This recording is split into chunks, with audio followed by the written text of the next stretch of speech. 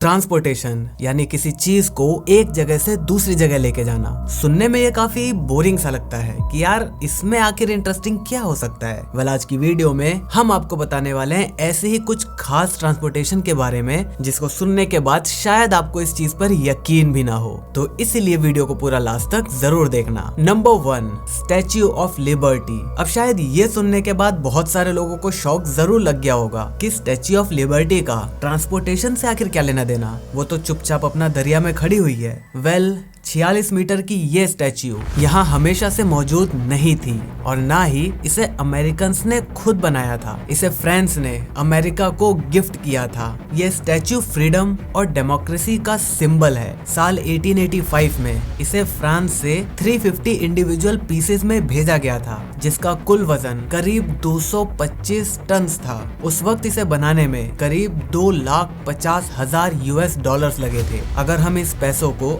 आज की कीमत के हिसाब से देखते हैं तो ये बन जाता है करीब 5.5 मिलियन US डॉलर्स, यानी कि करीब 41 करोड़ रुपए। और क्योंकि हम बात कर रहे हैं 1885 की, तो उस वक्त इस चीज को ट्रांसपोर्ट करना भी अपने आप में एक बहुत ही महंगा प्रोसेस था। ये उस वक्त के सबसे कॉस्टली ट्रांसपोर्टेशन में से एक था। क्योंकि इसे इंडिविजुअल पीसेस में बनाया गया था, इसी वजह से इसे ट्रांसपोर्ट करना भी काफी ज्यादा आसान बन गया था। हाँ, महंगा था लेकिन आसान था। इसे ट्रांसपोर्ट करने के लिए 2 ट्रेन्स लगी थी और ये स्टैच्यू सेफली फ्रांस से अमेरिका तक पहुंच गया था। लेकिन हिस्ट्री में कुछ ऐसे भी ट्रांसपोर्टेशन हुए हैं जो कि कॉस्टली के साथ साथ बहुत ही ज्यादा कॉम्प्लिकेटेड भी थे। जैसे ये इतना बड़ा मैग्नेट जिसका नाम है मुओन G2 मैग्नेट। ये जायंट मैग्नेट मुओन G2 एक्सपेरिमेंट का हिस्सा था, जो कि मुओन्स की क्वालिटी की खोज कर रहा था। मुओन्स एक ऐसे सब एटॉमिक पार्टिकल्स होते हैं जिसका साइज एक इलेक्ट्रॉन जितना होता है, लेकिन उसका मास एक इलेक्ट्रॉन से करीब 200 गुना ज्यादा होता है। तो ऐसे स्पेशल सब एटॉमिक पार्टिकल्स के बारे में एक्सपेरिमेंट करने और इसके बारे में और भी डिटेल में पता लगाने के लिए हमें इतने बड़े मैग्नेट की जरूरत पड़ी थी। इस 50 फीट वाइड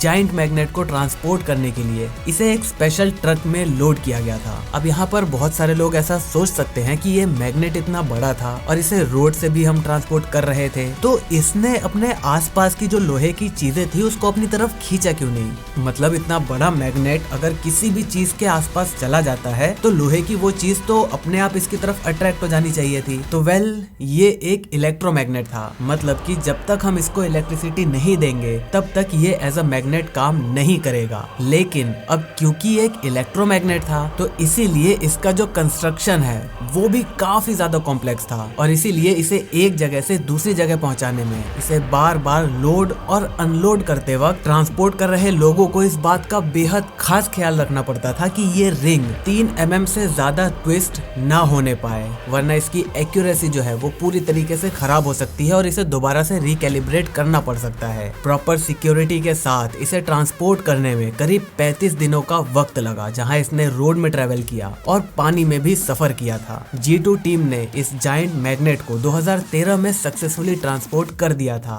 इसकी शिपिंग कॉस्ट करीब $25 मिलियन थी। बाय द वे, ये $25 मिलियन आज के बराबर के हैं। अगर हम उस वक्त देखें कि उसमें कितना पैसा लगा था, तो वो लगा था $3 मिलियन का। इसको ट्रांसपोर्ट करने के लिए कई साइंटिस्ट और इंजीनियर्स का ग्रुप साथ में लगा हुआ था, जो कि हर बार हर लोड और अनलोड पर इस बात का ध्यान रख रहे थे कि कहीं इसका स्ट्रक्चर कहीं से भी डैमेज तो नहीं हो गया, ये बिल्कुल सीधा है या फिर नहीं। क्योंकि ये सारी चीजें बहुत ही ज्यादा इंपॉर्टेंट रोल प्ले कर रही थी, क्योंकि ये बहुत ही डिटेल स्टडी करने के लिए मैग्नेट बनाया गया था। और यही वो वजह थी जिसकी वजह से ये ट्रांसपोर्टेशन महंगा होने के साथ साथ बहुत ही ज्यादा कॉम्प्लिकेटेड भी था। क्योंकि आप सोच ही सकते हो कि 3 mm कितना होता है इतने बड़े स्ट्रक्चर के लिए। हमारे यहाँ तो एक ब्रेकर पे भी शायद ये 3 mm का ट्विस्ट आ जाएगा। ये है जॉर्जिया एक्वेटेरियम, जो कि अटलांटा में मौजूद है। ये दुनिया के सबसे बड़े एक्वेरियम फैसिलिटीज में से एक है, जिसके अंदर करीब 1 लाख से भी ज्यादा मछलियां रहती हैं और वो भी 500 अलग अलग स्पीशीज की।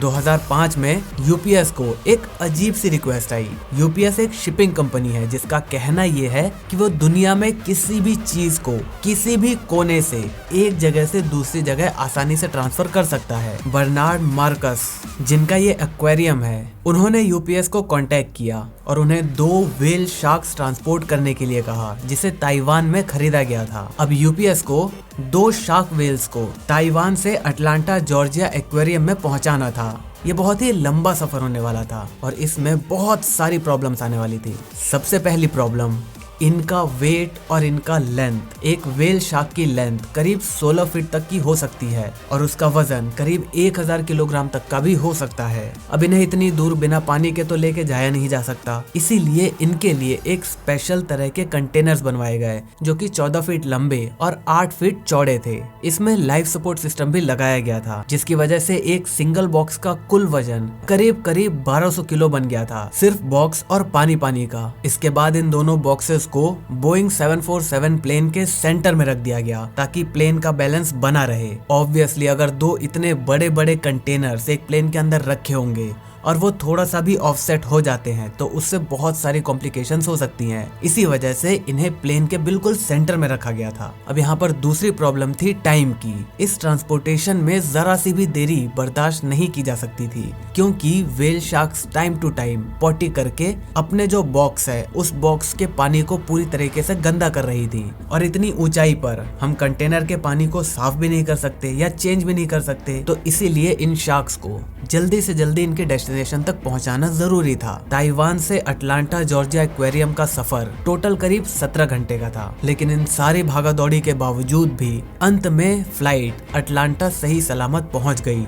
कंटेनर्स को बाहर निकाला गया और उसे ट्रक में लोड करके एक्वेरियम तक सही सलामत पहुंचा दिया गया। ये सारा कुछ 6 हफ्ते की प्लानिंग और 1.4 मिलियन US डॉलर्स की शिपिंग कॉस्ट के बाद पॉसिबल हो पाया था। Number 4, Bagger 288। आपने अपनी लाइफ में एक बड़ी से बड़ी मशीन कौन सी देखी है, या फिर बड़े बड़े ट्रक्स देखे होंगे, लेकिन जरा एक बार यहाँ नजर डालिए। अगर हमें किसी मशीन को द मॉन्स्टर मशीन कहना होगा तो मेरे हिसाब से ये मशीन उसमें बिल्कुल परफेक्ट बैठती है।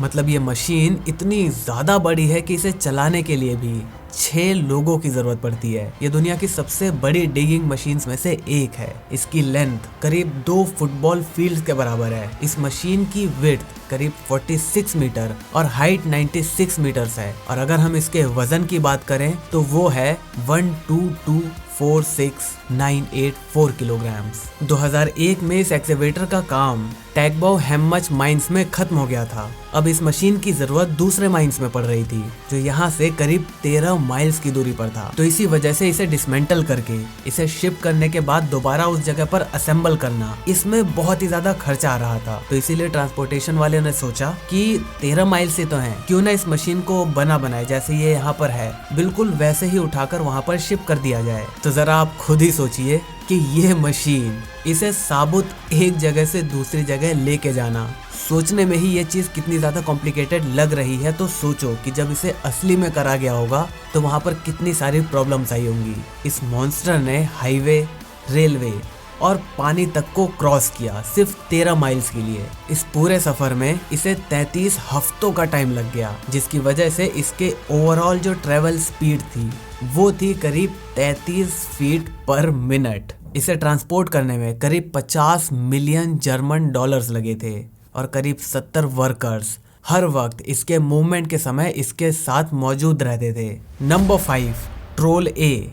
जब हम बात कर रहे हैं कुछ बड़े की तो ये देखिए, इसका नाम है ट्रोल ए, जो कि एक नेचुरल गैस प्लेटफॉर्म है। ये इंजीनियरिंग का एक जीता जागता नमूना है। इसे 1996 में बनाया गया था। अभी इसकी लोकेशन क्रस्ट ऑफ नॉर्वे से करीब 65 किलोमीटर दूर है। अब आप सोच रहे होंगे कि मैंने इसे इंजीनियरिंग का नमूना क्यों कहा, ये एक नॉर्मल सा दिखने वाला गैस स्टेशन ही तो है। वेल नहीं, असल में जो ऐसे गैस स्टेशंस होते हैं उनको ज्यादातर उन्हीं की पास की लोकेशन में बनाया जाता है और उसके बाद वहां पर प्लेस कर दिया जाता है, क्योंकि उनका हाइट, इनका वजन और ये एक बहुत ही कॉम्प्लिकेटेड डिजाइन होता है। इसकी वजह से इसको अपना जो डेस्टिनेशन होता है उससे ज्यादा दूर बनाया नहीं जा सकता। इसीलिए आपको जहां भी इसे बनाना है वहां पर आप सारा रॉ मटेरियल लेके आओ, उसको बनाओ और उसको वहाँ पर प्लेस कर दो। लेकिन ट्रोल ए को बनाने वाले इंजीनियर्स ने कुछ अलग किया और इसी की वजह से ये आज हमारी लिस्ट में मौजूद है। इसकी हाइट करीब 472 मीटर है।